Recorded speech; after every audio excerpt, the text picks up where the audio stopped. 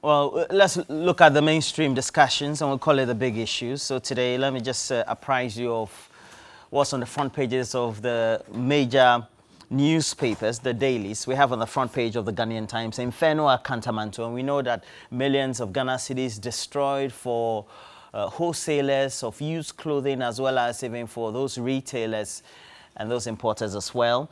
And other stories, we have Manasseh Azuri Awene testifying for the office of the special prosecutor in that case involving the former boss for the Public Procurement Authority. And the NCA is inaugurating or has inaugurated a facility to monitor broadcast content. And the majority has urged or has been urged to support the 2023 budget. And the budget will be one of the main issues we'll be speaking to today. On the front page of the Finder, we have the Youth Enterprise Agency securing, or the Youth Enterprise Agency, securing jobs for 800 artisans to work with Ashaiman to Akosombo Road contractor. Ashaiman is a place I'm very much familiar with. Once we live in the community, we have to. NCA tightens vigilance, commissions frequency monitoring equipment. So they are monitoring what we're saying this morning. They inaugurated the center. So whatever we'll say alongside our guests, they will hear, they will see, and adequate actions will be undertaken. I hope that that will not be equated to censorship. I'll ask one of my critical guests who's representing the president, Nana-Addo Dankwa Akufo-Addo, the governing party, New Patriotic Party, and the entire government right here, what he makes of this. And then also we have over 9 million subscribers to lose SIM cards by December. I don't know whether that's a prudent decision. That's a question all of us also would have to take a look at. But let me just introduce my guest for the morning. Former Member of Parliament for Tema East is here. Daniel Ni Kwate Titus Glover. Good morning to you, sir. I love your regalia. Very much representative. It reminds me of the Black Stars when they touched down in Qatar. Good morning. Good morning, Roland. Yeah, great. We had some nice experience last week, but I know that there's not going to be a repetition, so we'll have some great discussions today. How have you been? I'm fine, and I guess you are too with your team and my beautiful sisters. Yes. In the studio. And good morning to the young man. I've been seeing his exploits and all over the place, and it's important that we're going to engage ourselves this morning. So he's welcome to the show. Well, thank you. And that is Mensa Thompson. Mensa Thompson, how are you? I'm fine, Roland. Your post is what? Executive Director for ASEPA. ASEPA. What's the full name of ASEPA? ASEPA is Alliance for Social Equity and Public Accountability. Very good. You always said I've been seeing you a lot on many of the media platforms. Yes. You've been doing a lot of advocacy. Yes. Okay, so... And good morning to Honorable Titus. It looks... Daniel Ni Kwate Titus Glover. Yeah, don't get it wrong. Okay. A former Deputy Minister of Transport. Yes, I know that. Okay. And I can see he's really looking forward to our engagement. Yes, there's nothing untoward going to happen. And good morning to you, Honorable. Good morning. Good yes. morning, Roland. We've had the budget being read subsequently since our last encounter. If you look at the tax handles, we've had an increment in VAT. It's raised a lot of concerns. But we've come to the stage where, because of your experience in Parliament, now there has to be the engagements. There will be the budget workshops that will be undertaken. But for the appropriations approval, there will be all these arguments. It's already started in Parliament. From what the Finance Minister read, what do you think is the main fulcrum or the main issues that we all need to perhaps take cognizance of? Thank you so much, my brother. But I'll be grateful if you give me a few minutes to tackle an unfinished discussion we had last week. Which is and what? I want to implore to you and your platform, TV3, your brand is very powerful. Thank you for acknowledging that. Your brand goes international. Therefore, every information that we churn out on your platform, like I said last week, need to be fair, need to be objective and balanced to all sides, so that your audience will have the opportunity to judge and whatever thing that you do. Because after all, your motto is what? Best in news, best in entertainment. First in news. First in news, best in entertainment. We discussed about the catapult last week, and I did implore to you that all that you brought out to your viewers, it's important that you go to GPHA for you to know exactly what has been done. Because you and I coming from Tema knows that construction of port doesn't take a day. Tema Port, the idea was mooted by Dr. Nkrumah in 1954. 8 years after, in 1962, it was commissioned. Then in June 1963, in fact, 18th of June 1963, the first cargo vessel with crude berthed at the wharf to discharge 17,500 metric tons of crude into former Ghana Italian Petroleum, GIPE, now called Tema Refinery. Now the catapult idea, in October 2018 or 2019, His Excellency the President signed the executive instrument declaring that area a port zone. Now they've done their feasibility. As I speak to you now, an environmental impact assessment has been done, but you need a consultant to evaluate all these assessments that has been done. As we speak, today is the last day that the expression of interest has been advertised, so that they get a consultant to look at the work that has been done. Then when I came here the last week, it's unfortunate. Tell my brother Smart that you don't destroy relationship. All the argument we had was that go to GPHA, you've done your study, you've done your research, you had some information. It is fair and balanced that you go to Neil Thompson to ask his side of the story. That's what I'm talking about. Then you said GPHA has, Catapult has employed 33 people. And I said, no, it is not true. In fact, they have 3 people, including Dr. Duse, to make it 4. One is called, what they call it, George Ofriata, Eunice Jamra, and Samuel Jaka. These are GPHA staff assigned to the Catapult Secretariat to work. All these things that you see, the expression of interest and all these things, are being handled by people. What did I say wrong? And he used his platform to attack me, to vilify me, saying all kinds of things against me. But this is no new. Please, it is it's part of your network.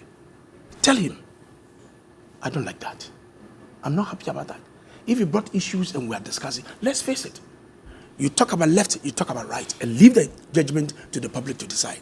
All I'm appealing is that send your cameras to go to GPHA and find out what work has been done.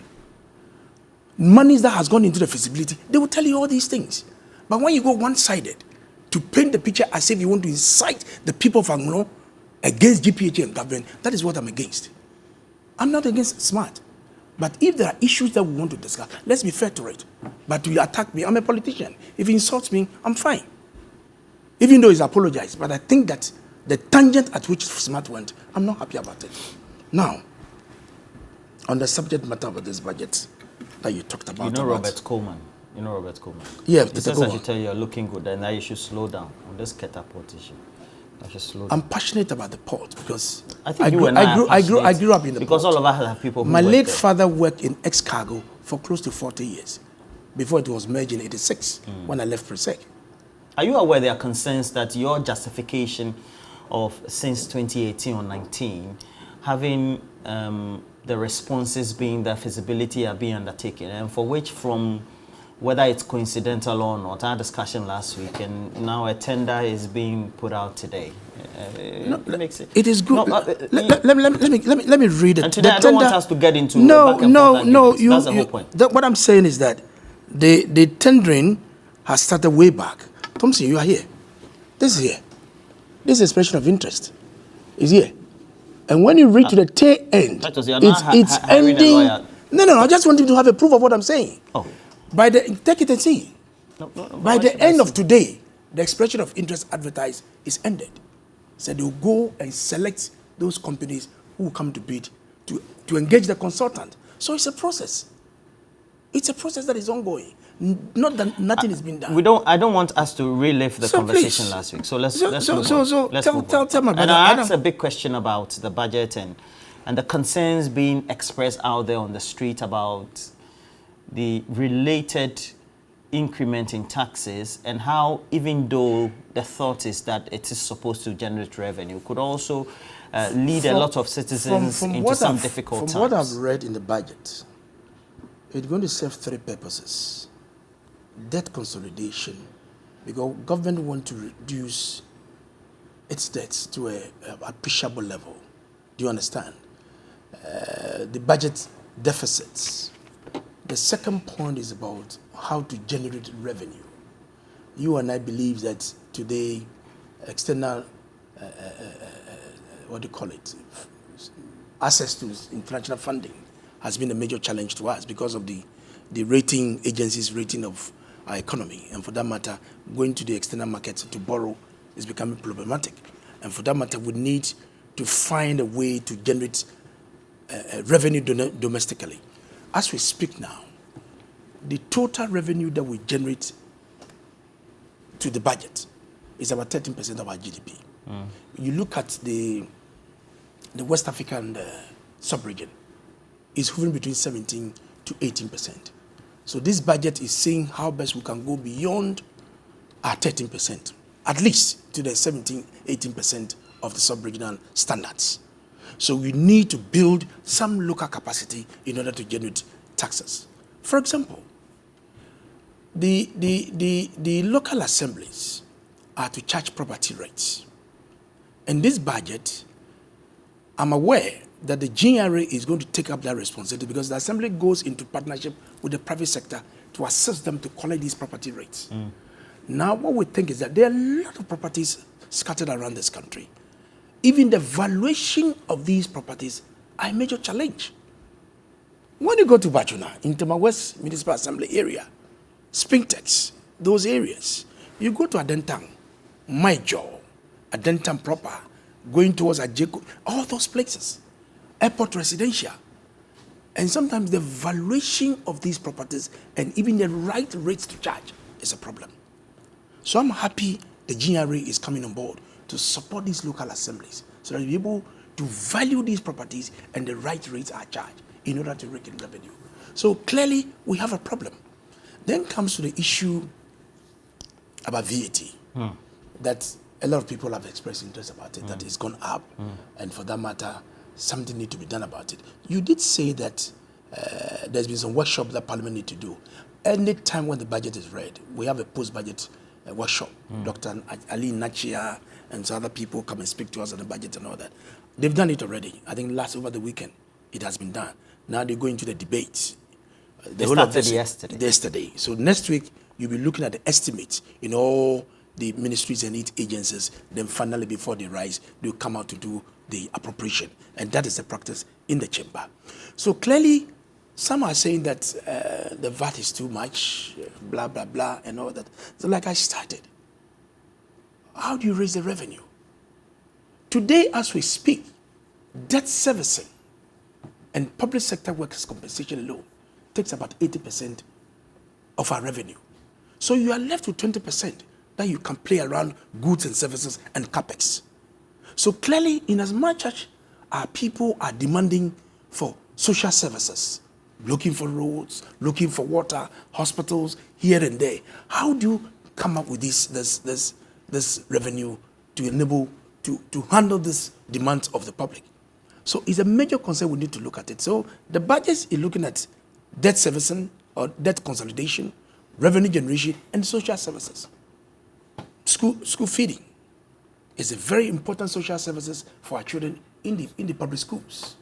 You look at LEAP, the Livelihood Empowerment Against Poverty, is going to be risen from the current 450,000 to close over 100 or 202 million people. So you need to look at how we can touch base of our general populace so that people can be happy. So I think the concern is the fact that government look at its expenditure. And as I read one of your dailies this morning, the finance minister is saying that they want to make sure that they want to go back to that arrangement to make sure they look at their expenditure in itself. At the governmental level, we're all told but ministers and SOE chief executives, how their salaries have been dwindled, setting allowances and all that. Fuel has been dwindled to a sizable number. You might think it's not much, but it's quite a number. Do you think it's enough? Is it not more prudent?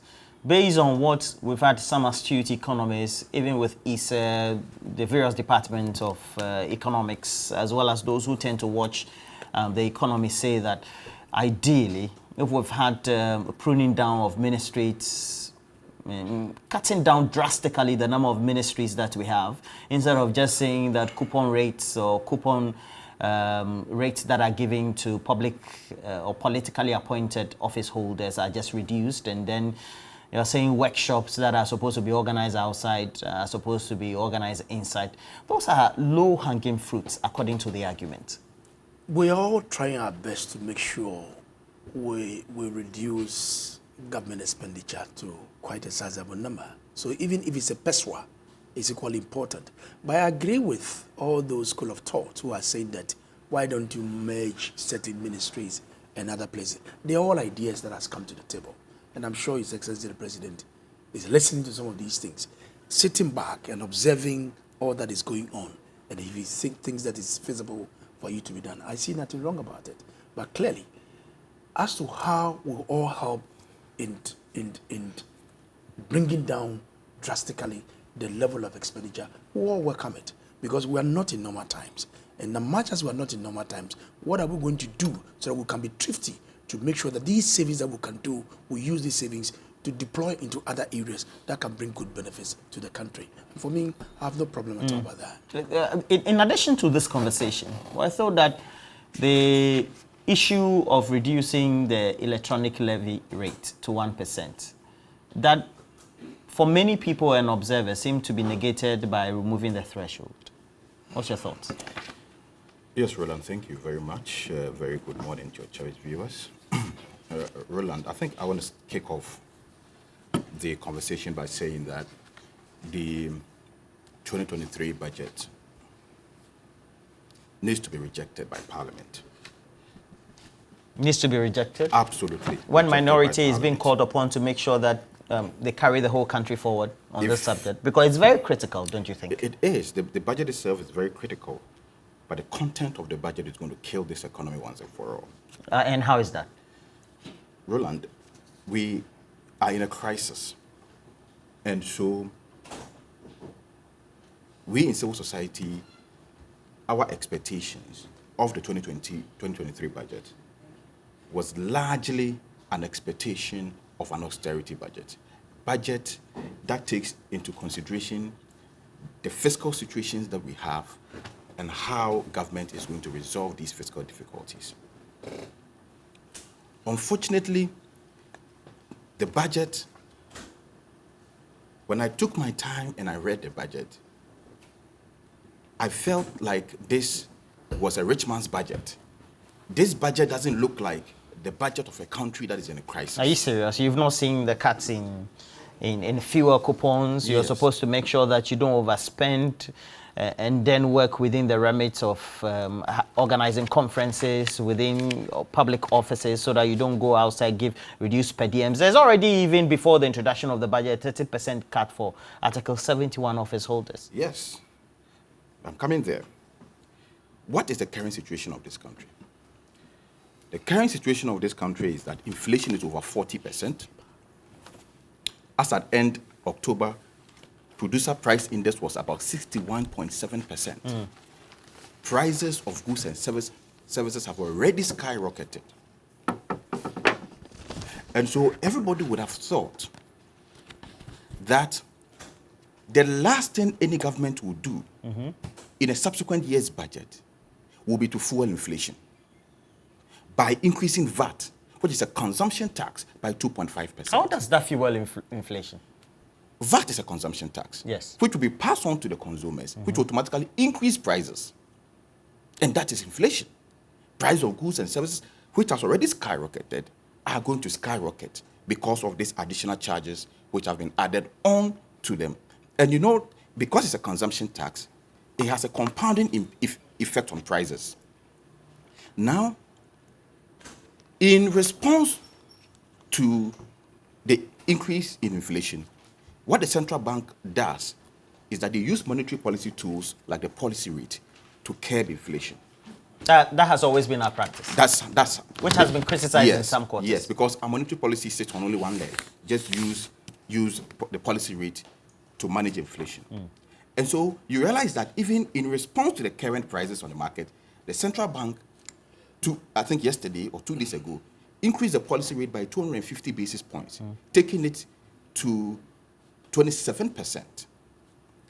At the time when the policy rate was 24.5%, banks were charging an interest of 41% on loans.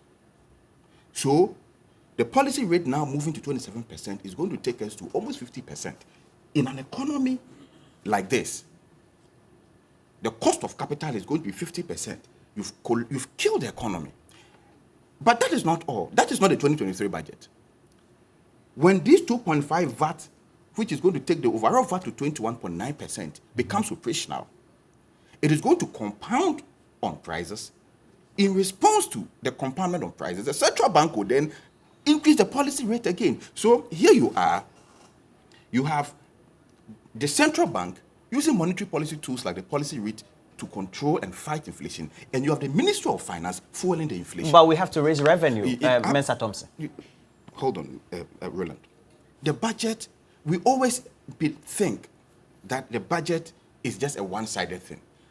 A budget involves income or revenue and an expenditure. And so when you are in a crisis, the best thing you do is to cut expenditure. The very rigorous expenditure cut, which we expected in the 2023 budget, is largely absent. What were you expecting? Roland, I wasn't expecting that in the 2023 budget we'll be doing a deficit of over 60 billion. 61 billion. 61 billion, in excess, yes. In excess. How are you going to finance that? You've been kicked out of the capital market. And so, instead of you to try and manage your expenditure, bring your expenditure down to conform to the fiscal crisis that you are in, you rather ballooned expenditure. So you're saying that we're rather waiting for Father Christmas instead of making sure that we put our house in order? Yes.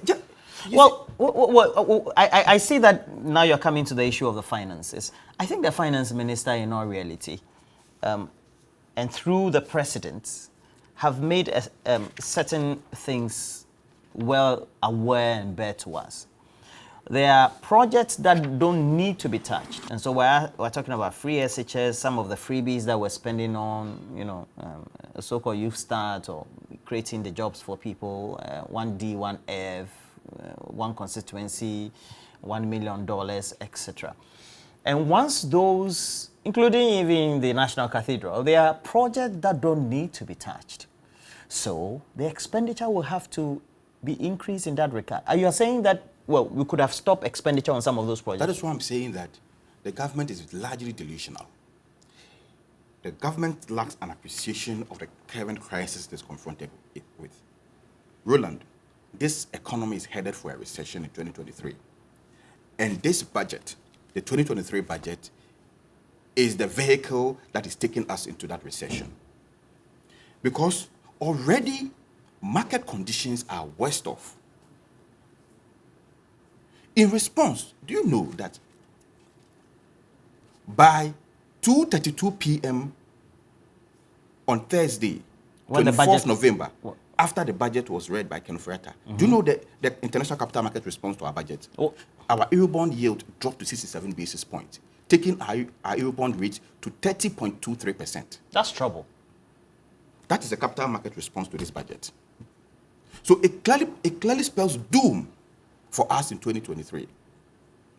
And so, Roland, the fiscal prudence that we expected in this budget, the discipline, the cut down expenditure, you say, I won't print diaries, Roland. Cut down expenditure, you say, I won't distribute Christmas hampers. Really? Is that a serious government's approach to resolving a fiscal crisis? You said, I won't, I'm cutting that fuel coupon by 50%.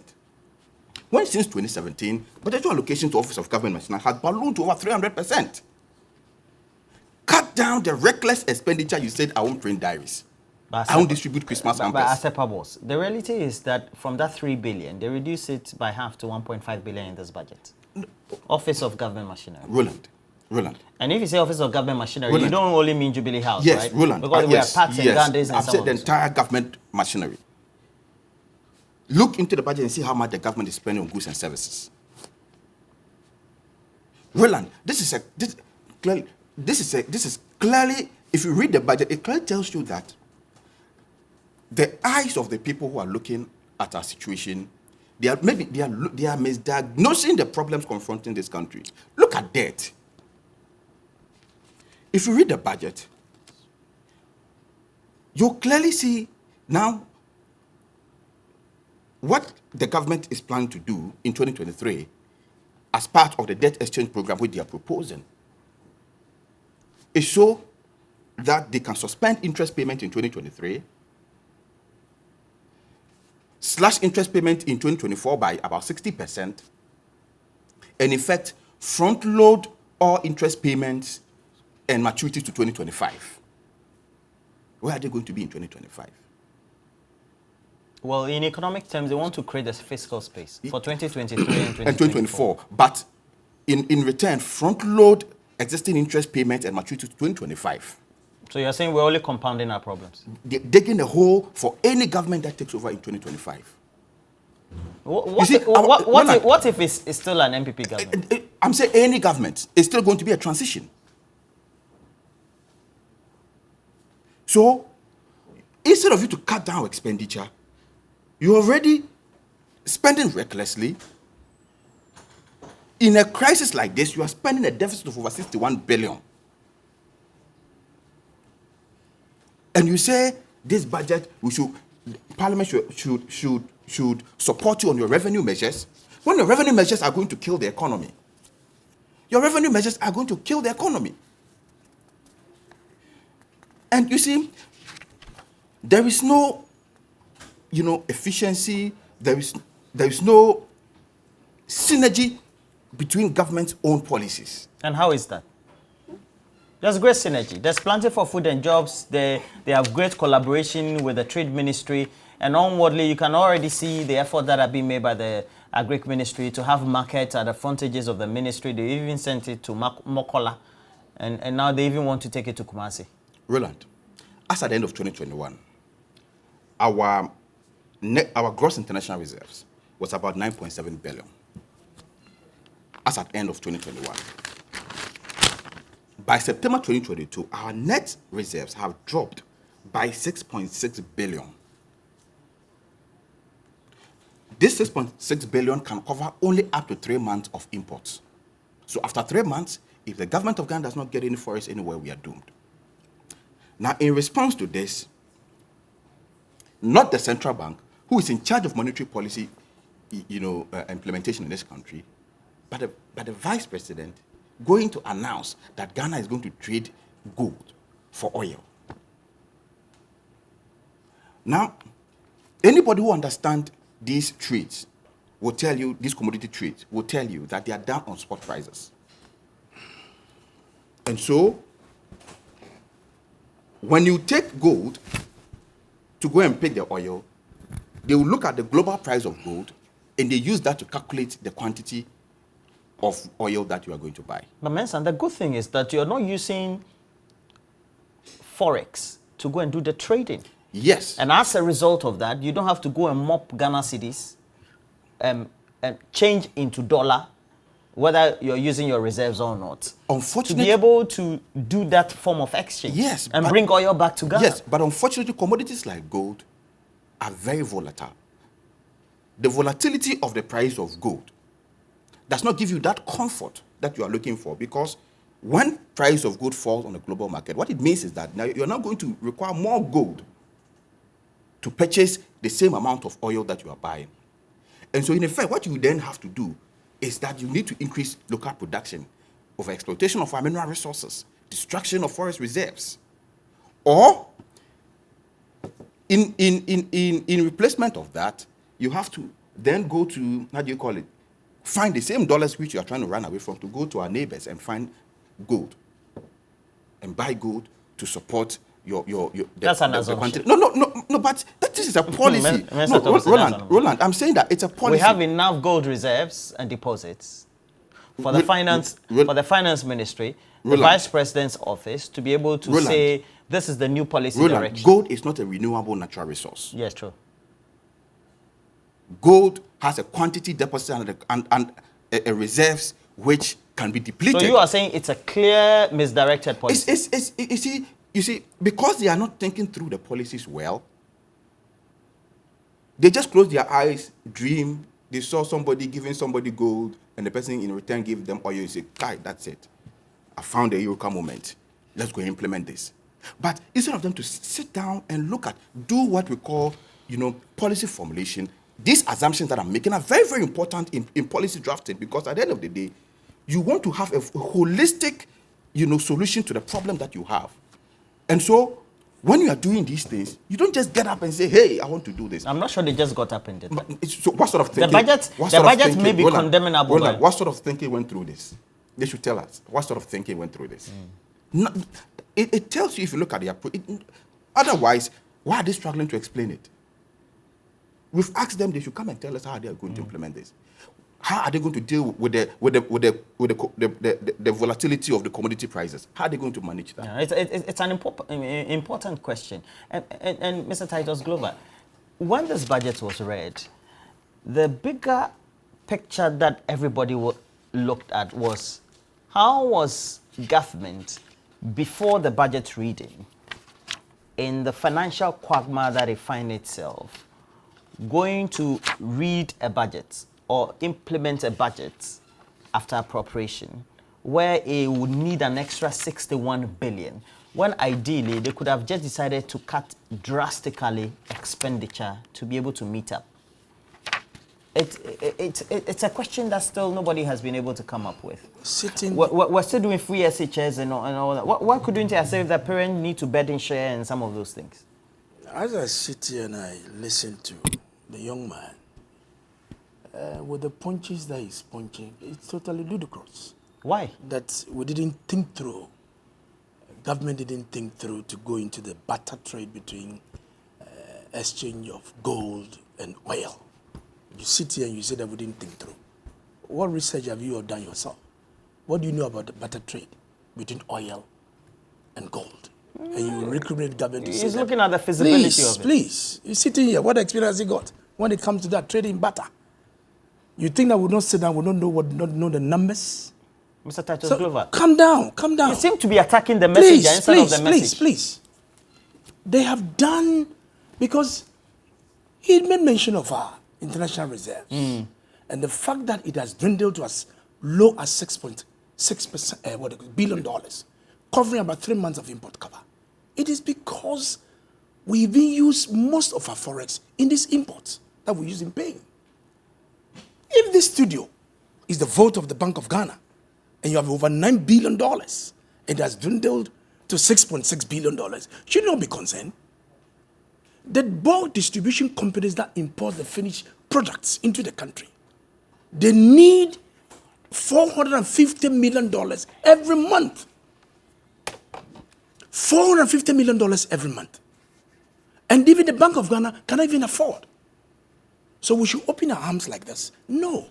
So you need to be innovative. You need to create some novelty and see what you can do to solve that problem. And that is what we thought that, look, trying this is something that could pay off. You think this is innovative? Why not? Please. When you were talking, I was quiet. So please, cool down. Why are you treating like no, you should cool down. When he's talking, I'm writing. So let him write. Okay. Please write. So that is why this budget is also tackling the issue about agriculture, about import, the food that we consume here. Most of our cost goes into food. So if this budget is looking at agriculture, how government can tackle the area of agriculture in food production? Mr. Tato, it had to take us 6 years to think about this. We've moved $10 billion of beyond imports that we make. We are looking at how to deal with the problem. 6 years is gone. You have 2 years ahead of Wasted 6 years, you say? Oh, goodness me. When he was talking, you were quiet. Oh. You didn't interject him. You're attacking the messenger? Yes, please. When he was flowing, you allow him to flow. So please, cool down for me and let me also flow. Because the audience are watching us. So the budget is making provision. How we can tackle our food production. And I'm happy the private sector is coming here in terms of rice. Yesterday, one of the dailies, Zoom Lion, my good friend at Japan, is going to involve the Thai Exim Bank to see what we could do to improve our food production. It is an area that we're able to do that. We're able to conserve a lot of our forexes over there. Then the issue that he talked about is that office of president has ballooned. Government machinery. Has ballooned.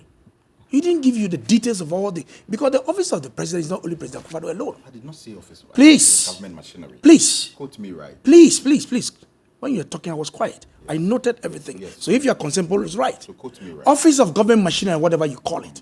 It is not only President Akufo-Addo's office. But that's not what he has so many agencies that works directly under him. But the question is please, that it has to be cut drastically. Please. From 3 billion to 1.5 billion is not enough, Titus Glover. Here you go.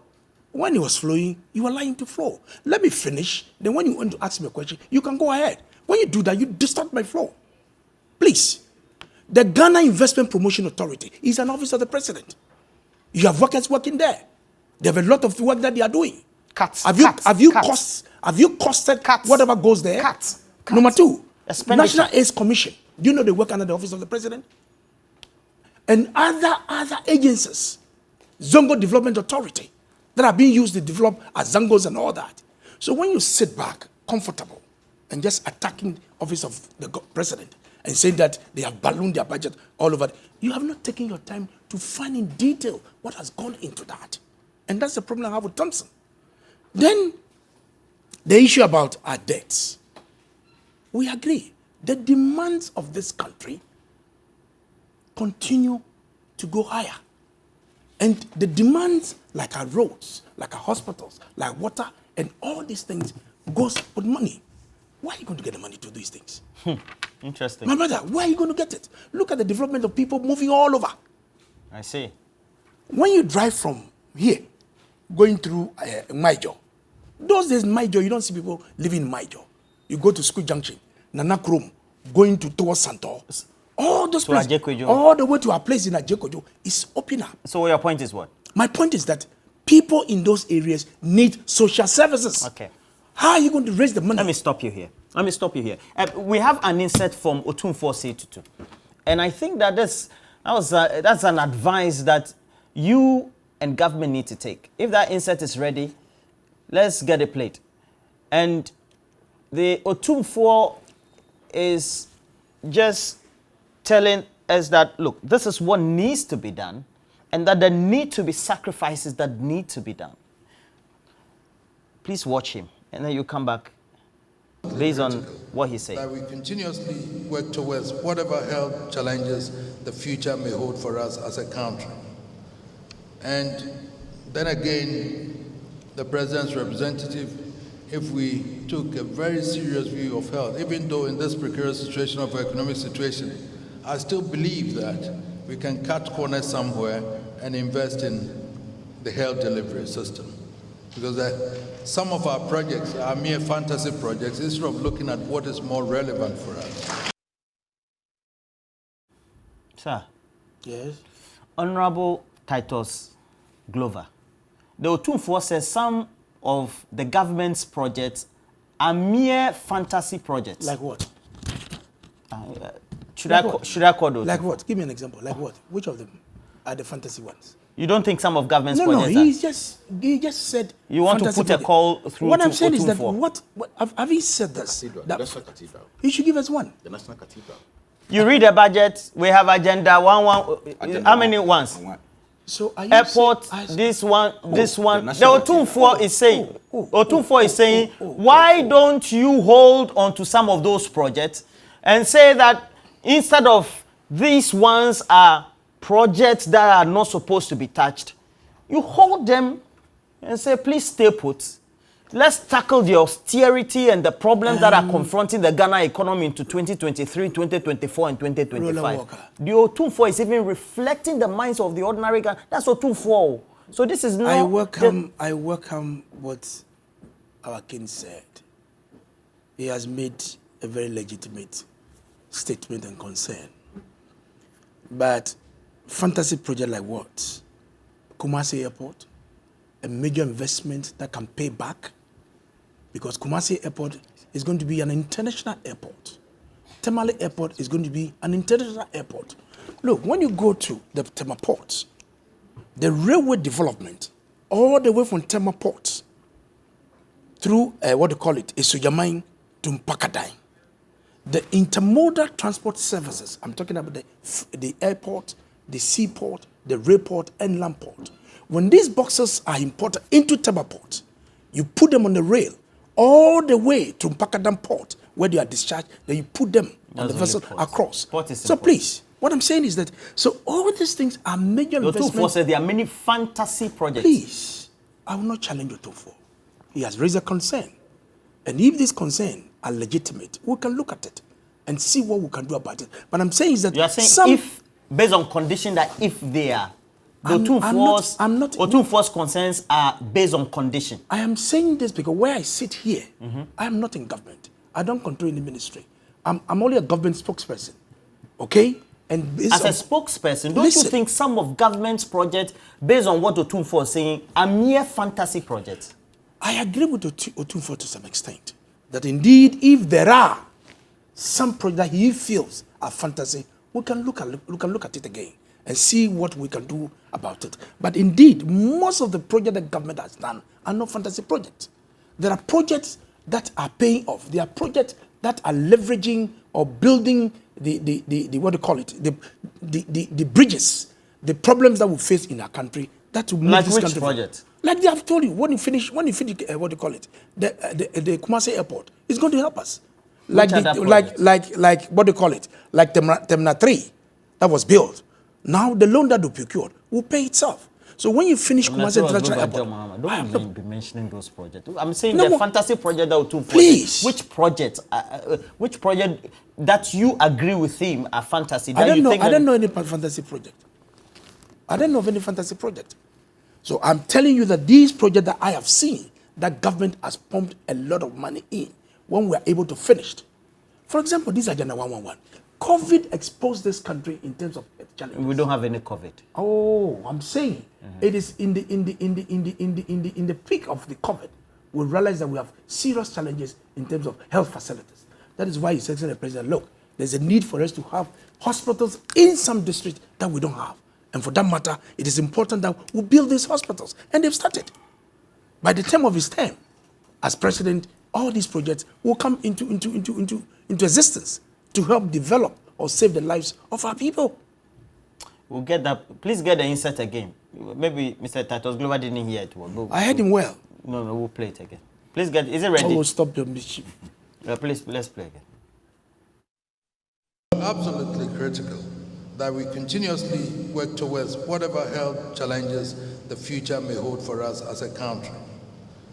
And then again, the President's representative, if we took a very serious view of health, even though in this precarious situation of our economic situation, I still believe that we can cut corners somewhere and invest in the health delivery system. Because some of our projects are mere fantasy projects instead of looking at what is more relevant for us. Otumfuo, I heard him. King sitting in Malaysia. He said the word serious. Has tagged some of government's projects, and I'm sure he said projects. So many projects in English, more than 2. Many are fantasy projects. Only Mr. Titus Glover here, former Deputy Transport Minister, says he wants to know which projects. I like the way you play your mischief. You are so professional. The way you dramatize, it's so good. The King expressed his concern that these serious health facilities that I'm sure he was... No, he was relating to on this... he wants a certain health activity done. You know, he says that they are many fantasy projects within the expenditure pattern of government. That don't repeat yourself. I heard him. Okay. Stop the drama. I heard him. Okay. So what Akin said is well understood. His advice to government the president is not listening. His advice to government is that let's look at some of the things that you are doing so that we can churn some of the monies into that areas. Fantastic. You agree with him? I do agree with Otumfuo. So let me ask, which project do you think ideally, if not that you were part of MPP and a former deputy minister, you think government could do away with? Sitting here, I think that on top of my head, I would have loved that the cathedral can be suspended. Please give me a pen. The cathedral can be suspended. And that money, Cathedral, no, wait, let me be. Stop the drama and the whatever. Cathedral 1. 2 is what? Drama. On top of my head, I think that the cathedral can be suspended and that money can be deployed in other areas. On top of my head, that is what I think can be done about it. If some of the fantasies that Otumfuo is referring to, on top of my head, I think that is one thing that I can mention. Second one.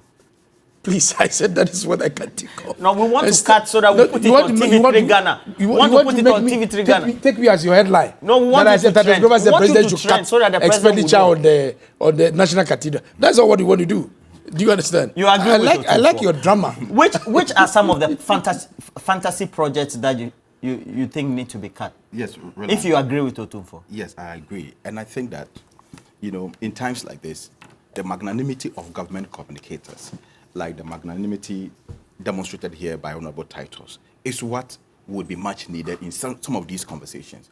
Because you can't be in a crisis like this when there have been so much talks about unconstitutional expenditures or withdrawals from the consolidated fund to support the support the building of a national. Don't go there. Please speak to the issue. You're a young man. Don't go there. Oh, please. Why is it that? Why? Oh, you are. No, Mr. Titus Glover. Why is going? Please don't attack the messenger. Injury for himself. I think the strategy now you attack the messenger instead of the message. I'll do you know my go ahead. Please go ahead. Yeah. Mr. Thompson, please go ahead. So you see, the expenditure that have been made, without parliamentary approval for the National Cathedral, and you could see clearly how the finance minister struggled to demonstrate that at the essential committee. Now, instead of the minister to show some remorse, he comes back with the 2023 budget and now runs away to go and put an item under the budget that under contingency they are going to spend, money to finance the National Cathedral. When we have hospitals, projects have been abandoned.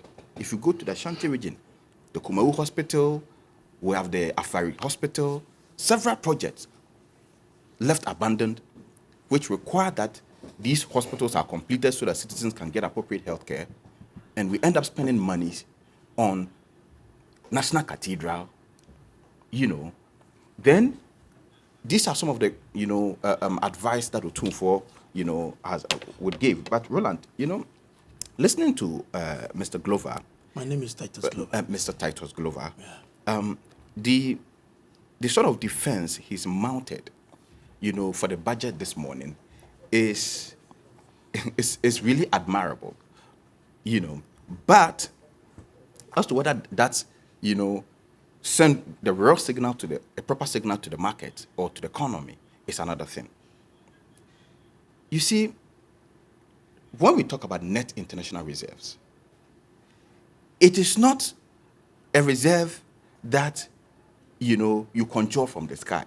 It is prudent management, prudent economic management that increases your reserves. A small country like Singapore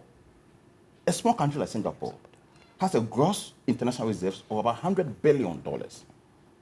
Ghana, you have depleted your gross international reserves to about 6.6 billion. So you created the problem, and instead of you to find a way to resolve the problem, you want to create another problem. So in effect, you are transferring the problem to another place because you say your problem is that you struggle to get dollars. You understand? To be able to support your import cover. And in response, you say, let me go and dig my natural resources and go and do better so that I can run away from It's the good dollars. that you ended that. Now, let's get onto the line. Speak to Mr. Kojo Poku in Poku. And he's an energy consultant, he's an expert, he's an entrepreneur. Also, I have to add this, he's also vying for the presidential candidacy of the New Patriotic Party, but he's an energy expert in his own right, has great experience. Good morning to you, Mr. Kojo Poku. Good morning, Roland. How are you? I'm well. This announcement of exchanging gold for oil, it's not novel, right? But it's a good one for Ghana. Can we make that conclusion? Well, good morning to Thompson and good morning to my brother, Titus Glover. Look, let's say this. The idea, it's a good idea if a good consultation and time is given for it to be implemented. One of the things that everybody in the industry is saying that there has been no consultation. In fact, one of the things that we are surprised at is that a policy such as this did not make its way into the budget, but instead it was announced on the Facebook page of the Vice President, which is quite surprising. But we have interrogated the numbers and looked at what is needed to implement the policy. The money needed by government, the resources that the government wants to basically put out there, the amount of gold, even as per the letter issued by Honorable Jenafo. If you look at the amount of gold from the 20% from the big scale miners, is about 566,000 ounces a year. If you look at the gold from the community mine and small scale miners, that will give you about another 1.2 million ounces a year. You add all that up, you are heading around about 1.8 million ounces in a year. If you look at our import cover for a month, it's about $400 million. So in the total, in the whole year, you need about $4.8 million, $4.8 billion in a year to import fuel into this country. And when they talk about the gold for oil, they are talking about petroleum products, not crude oil. Now, we've done a few calculations, and looking at the amount, looking at today's gold rate in the international market, the amount of gold you will need to do this project, it's somewhere around about 2.8 billion, 2.8 million ounces. Okay, so there's a lot more gold needed than what we can get locally. So the resource, in a nutshell, the resources that you need is not there to do this project. So what we would have thought was that even if government wants to go ahead, they will do this side by side, the traditional way of bringing in products. So we will probably give ourselves about 4 or 5 years to phase out and have more buy-in from international traders. But as we've heard, government is saying that, look, no, we are going to go ahead, we are going to buy all imports with gold, which we are saying that it's not possible immediately. But again, a lot more consultation needs to be done. The community mines, chamber of mines, everybody who deals in this transaction have sounded a word of caution to government. And the interesting part, Roland, you should realize is that government doesn't play any role in the importation of products. Okay, government is only a bystander. They're only the policy that MPA put in place. But in terms of the OTCs, the BDCs, the OMCs, there's no government involvement in how we get petrol to the pump. So for you to come in and say that you're going to basically change how payment is done, you need to consult the private businessmen who do this transaction to be able to arrive at that conclusion. So far, it hasn't been done. Have you called the vice president and tell him that what he's announcing is not possible? Have I called the vice? I don't have the vice president number, Roland. Unfortunately, there are a few people that have their number. Even when you call them, they don't pick. You know, so like I said, look, what we the civil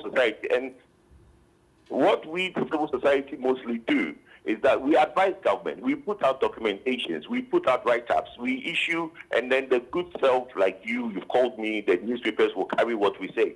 Look, across board, I don't know if you've heard anybody within the country that has come out to say that, this can be done in the next 2-3 months. Everybody have sounded a word of caution and said that, look, we need to sit. I would have thought when such a novel idea is to be implemented and we change the way we do business in Ghana, government will do an extensive consultation with the like of us.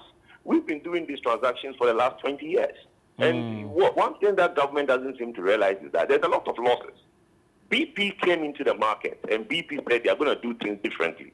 They are no longer going to take LCs. They are only going to let people give them open credit. Today, BP is owed about $500 million in the system just because they did not take LCs from people. So if you're going to do such a transaction, you should have enough policy in place to even stop the losses and also the 60 to 90-day credit that people take. Are you saying that even before this policy begins, it has failed? Well, I would say it failed. Look, the right thing needs to be done. It's very simple. You see, people being arrogant and not consulting the likes of us. People being arrogant and not consulting the very people who do this transaction and come out and read a paper to ask how he thinks it can be done. It's not the right thing. If this policy is going to be a national policy, it should have been in the budget. It should have been debated in budget. It should have been debated in Parliament. Some of us will have had the right to go to Parliament and contribute to the debate in Parliament. But it's not. It's only being propagated by the Vice President. And everybody have told him to hold his horses and let's debate this further. Right. You saying arrogance, does it mean the Vice President arrogantly announced this? Well, I wouldn't want to use that word, Roland. And like my brother Titus is saying, you like doing mischief too much. Stop that. Nobody is saying that everybody is doing. But the thing is that, look, it's a way of changing how we do business. All right. We need to be careful in the way we proceed. Right. So that is all we are saying. Right. I think you make a good president if you get to win the primaries. My last question. And I'm waiting for my brother Titus Glover to support me, but he doesn't want to come on He board. will, he will. He's a delegate. He will. My last question then is, I think the most recent of a policy initiative which culminated into a master agreement, which we had with China, was us exchanging an extractive, or let's say a mineral, that is bauxite, into money. So that Sino-Hydro agreement, if you assess how it has panned out so far and you relate it to this announcement by the Vice President, how does it give you shudders down your spine? But Sino-Hydro did not happen. You know, in the long term, everybody says that the barter trade which the government wanted to do with Sino-Trade was not a barter trade. It was going to be a loan. In the long term, what it ended up was that the Chinese were not going to take it out as a barter trade. They wanted some securities put in place in case government are not able to basically take the bauxite from the ground. So they wanted security in place and treat it as a loan. So the money that Sino-Hydro was to give to Ghana was not a barter. The Chinese didn't see it as barter. And that is why most of the roads that was earmarked for Sino-Hydro has not happened. My road from Adenta to Dodowa, we've been basically crying for that road to be done, and it's not done, and it's under Sino-Hydro. A lot of the projects that need to be done, Sino-Hydro, the Chinese government did not want to do a barter. They wanted to do it as a loan, and that is how they treated it. Look, barter is not something that exists in this day and age. There is a fundamental currency, which is the dollar. Whether we like it or not, even if we are doing barter, where they give us oil and we give them the gold, the underlying metric of calculation, how much you give, is the dollar. Let me give you an interesting point that the Vice President have not even said or maybe considered. If we buy, let's say we buy the gold in cedi, at the point of buying the gold in cedi, you are using an international price, which is the dollar. If you pay cedi for that gold, and let's say the gold takes a tumble and the gold price goes down, the government has taken a risk, has taken a loss. Because at that point, you bought a commodity at cedi at a dollar price and paid the person. Then the following day or couple of days, gold prices now drop extensively. If that happens, you've taken a loss. Because now that gold you are holding, for you to use it to exchange your crude oil or your product, petroleum or diesel, you have to now do it at a rate which is the prevailing day rate. So there is a lot of risk that we all need to sit down, and if this thing is going to work, we see how we mitigate them. So it was the last question, but I'm tempted to ask. So you are saying that because the Sino-Hydro failed, this one too will fail? No, Roland, stop the mischief that you are doing. All right. Nobody is saying that if this thing is implemented well, it will fail. All right. It takes time, it takes consultation, and it will be done in a way that it will take it baby steps and it will grow over a period. But it's not something that somebody can do in 2023. Very good. Thank you very much. All my questions were not mischievous. I was just asking questions. But Kojo Nsafwa Poku is an energy expert, an energy consultant. He's an entrepreneur in his own right. And then also intends vying for the primaries for the MPP presidential candidacy when the nominations are opened. He's a great man, always available for us when we want to have insight into issues of governance structure, extractive industry, energy. And I think that he did justice to the subject. Were you the one on? No, sorry. Yes. I just wanted, were you the one? No. Okay. We'll take a break by a minute for you. What do you make of what he just said? Yes, Roland. Exactly what I said. That. What did you say? That not so much thinking went into this policy before even the announcement.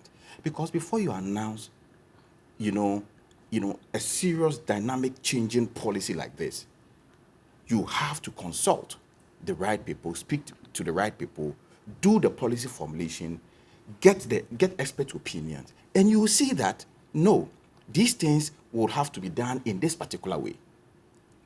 The volatility of gold prices on the world market does not give you that comfort that you want from running away from the dollar. Yeah. And that's exactly the point.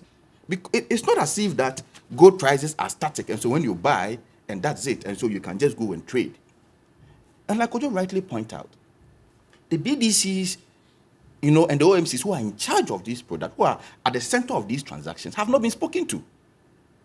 And so if the vice president and the people who are pushing this policy have been magnanimous enough to invite these people on the table and say, look, this is what government is thinking.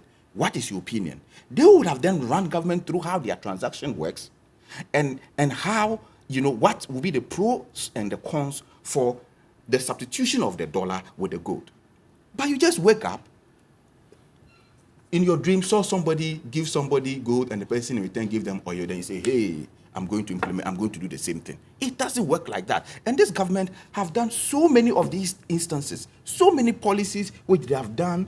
They come to announce the policy, throw the policy in there, distort the market without any proper consultation. In the end, it runs back in their faces. Then they throw their communicators online to mount spirited defenses over nothing. Oh. When all these things could have been avoided with just proper consultation. I think Titus Grover has been one of the most truthful since I started hosting him. He's always candid with his views and very independent. We have to take a break. When we come back, there's a lingering issue of unemployment freeze. And then also there's a gentleman who is a deputy national service scheme boss in Kumasi or Ashanti region. He decided to invade the Konfanoti Teaching Hospital and on behalf of her daughter decided to insult some nurse. He's been getting a lot of traction and uproar. There's a concern that he has to be sacked for his misbehavior. We'll take a look at that and see whether those concerns are justified. Stay with us.